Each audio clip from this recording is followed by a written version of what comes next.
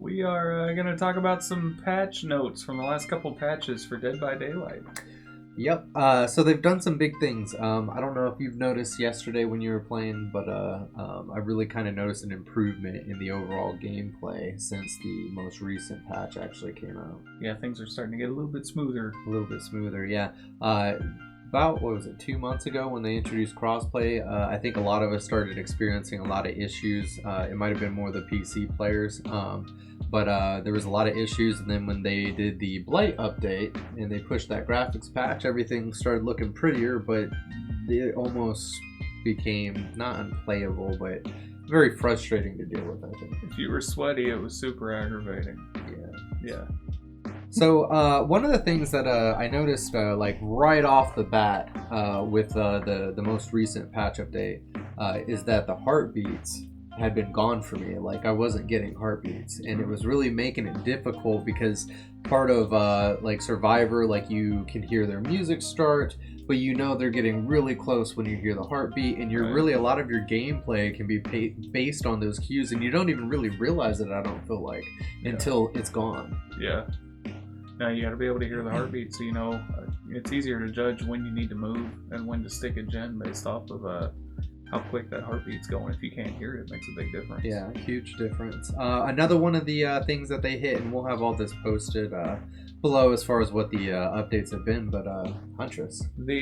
So I've been playing, and I noticed about a week ago that it was getting really hard to hit survivors as they drop pallets, because I would click my buttons to pull my hatchets out and nothing would happen. Well, with hotfix 4.2.1, they've corrected Huntress's hatchet. They fixed a lot of the incorrect behavior that would happen due to server-side hit validation. So now I don't have as much of an issue with that.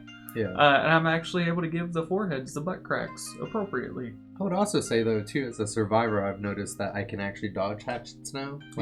Before, it almost felt like, since the two major updates, that like you would swing left and you would still get hit. It was like almost like no matter what did, you would be around the corner and you would still take a hatchet to the back. Yeah, and it just didn't matter almost. Like if you did serpentine, if you were behind objects, you'd still get hit. I mean, I got hit 2 trees lined up like this in a fence, and they threw from the other side of the fence and somehow went through two trees and hit me. They made it a lot easier to be inaccurate. They turned throwing hatchets into more like shooting shotguns. Yeah, and that was a little bit ridiculous. Gotten a lot better now. Yeah. One of the ones which I personally have not been affected, I don't know if you've been affected by it, but is that the server side screams triggered by Dragon's Grip were not being audible, not being actually audible to the killer. I don't run that. I don't run it either. So, but that's something, if that's an important perk to you, that they have fixed that. They've actually gone in and did a fix for that, so that's cool. I just fixed like 3, 4, or 5 times, but you know, we're gonna fix the fixes with the fixie fix. Eventually, the fix will take and the band-aid will stay on. Yeah.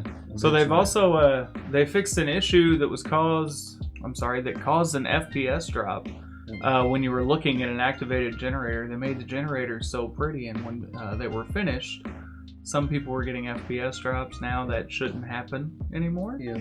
And alongside that too, they had a post-effect issue, a post-effect bug that was actually causing essentially the same thing. So, and I want to say that I think one of the reasons why it's been smoother for us to play are probably those 2 fixes right there, because really when you're dealing with the frame loss, a lot of people instantly say latency. It's got to be the internet. Yeah. But a lot of times the latency that you're experiencing cannot be your actual PC when you're playing, and when you're streaming on the same PC, you can't take hits like that, because it just makes whatever you're already dealing with 10 times worse. Yep. And I think, because I do stream on my own PC, you stream on your PC too, right? So we're playing the game and streaming, and when you're already taking some loss and you're trying to be competitive and get in there and be sweaty, then you're dealing with the game adding unnecessary frame loss, and it can definitely just tear you up and frustrate you even more. And then I think there's a lot of latency issues though across the internet as well to add to that.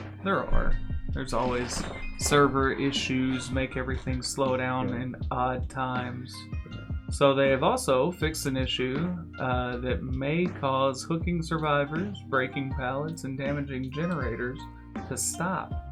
shortly after pressing the input button. I've had that happen a couple times on the generators and the survivors. I don't know so much with the pallets. I don't remember that happening a whole lot. I actually did. I think because I played a little bit more Survivor during that time frame than you. But what would happen is like you'd have the prompt to drop the pallet, and you would click it, and it would just disappear. Yeah.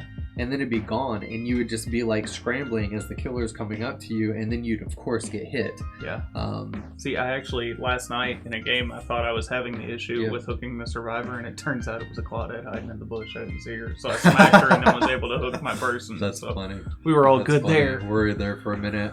So they also fixed an issue that may cause movement stutters due to network latency. So if you can get the feel for this patch, they're really focused on the latency and the frame loss and everything in this They want to patch. make it as smooth as they can. Yeah, and I feel like we're almost back. I wouldn't say that we're completely back. And we had a lot of issues prior to the console crossplay update and prior to the graphics update. So there were still issues remaining, but I really feel like we're almost back to that where there are issues, but so pre-crossplay. Yeah, I feel like we're back to that point in time where it's very playable. It's still enjoyable. You have the frustration still. I've seen less now than before, but where you drop the pallet and you stun the killer, but you get hit anyways. Right. Yes, I've seen that a lot. And more so now, it almost still makes sense because a lot of times when I'm watching it happen, whereas before they'd be on the opposite side and you would drop it and you'd get hit. Now they're almost like they're already entering into the pallet, so at least it's almost believable. It's almost like you're forcing them to your side, so it makes sense to get hit. But it's still if you're gonna waste a pallet, I feel like the game should pick. Did you get hit or did you get the pallet stun? If you didn't get the pallet stun, then put the pallet back up. Let us reuse that as survivors were already getting tore up from taking that hit. So next one. So they did fix an issue that caused stun durations to be inconsistent across killers. I feel like I've ran into that. I only play Huntress. Yeah. I don't know if it changes. I haven't played much with anybody else. What about as a survivor? Have you noticed like certain killers felt like they were I'm too busy running away, man. Yeah.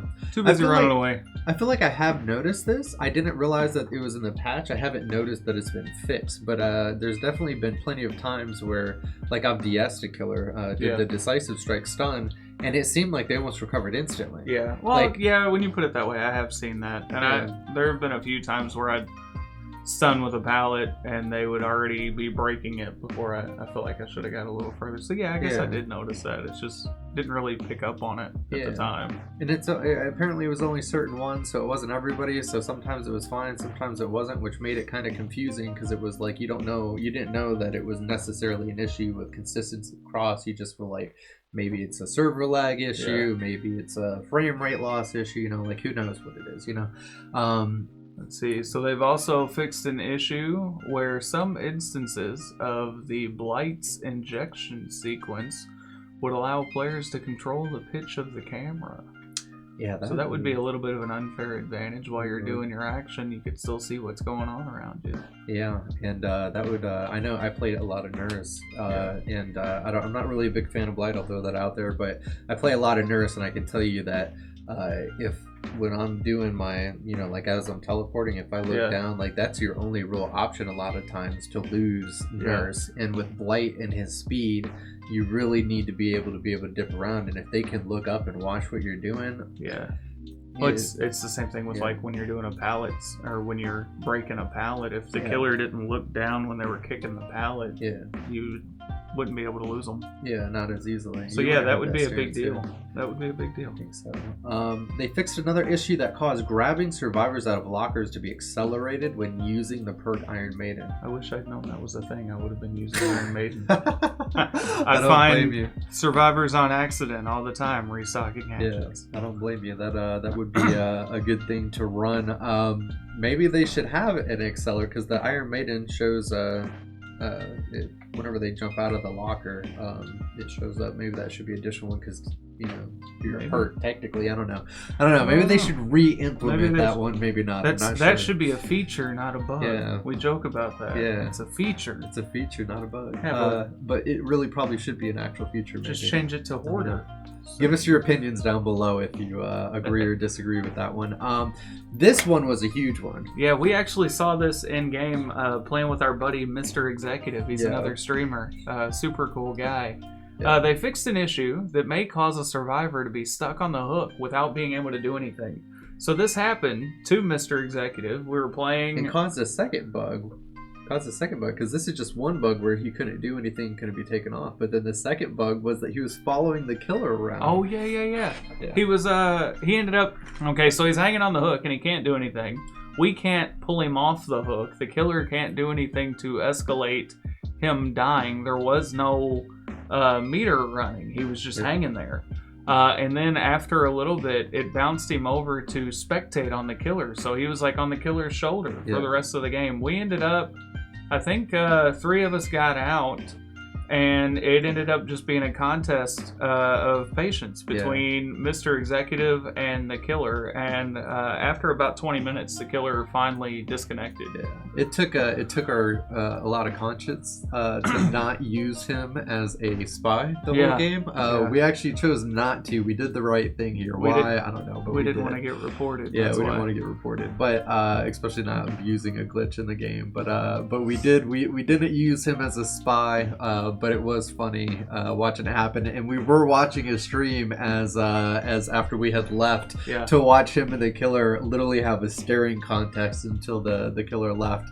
One of the reasons for that too is they had just implemented the if you disconnect out of the game, you get banned for a certain period of time. So killer didn't want to disconnect. He didn't want to disconnect. He was actually fine with it, except for he was streaming, and we all pointed out that if he did, he could get banned. We don't know how long he'd get banned for, based on what was going on. So we just he just hung out there until the killer left. So that wraps up this. We're gonna start doing these every time a patch comes out for the game. Just kind of go over like what's changing and try to put out some not only good information, put some context, put a few funny stories in there maybe if we can. So I want to reiterate real quick, we actually went over 2 separate patch notes here. Those are 2 sets of patch we didn't notes. break them down. The last 3 or 4 bullets were actually from 4.2.2, which is the most recent hot fix where they fixed some stuff with blight. Yep, and then last week's 4.2.1, which fixed quite a few things actually, but was not as prominent, I don't feel, as the stutter issues that they worked out in the newer patch. Right. Yeah. So, all right, this is Toka Takashi. Remember, we both stream. I stream Monday through Friday between 11 and 4 p.m. Eastern Standard Time. For the first time, I'm going to get my schedule right. Here we go. All right, let's do it. Monday, I stream Monday through Thursday, 6 to 8. And Sundays, noon to whenever. Well done, Mr. Hey, Brooks. that was hard. That's the first time I've gotten it out right. Hey, thanks for popping in. Thanks for watching the video. Please click all the buttons. Do all the thingy things. Love you guys. We'll see you later. Thanks. Have fun. Bye.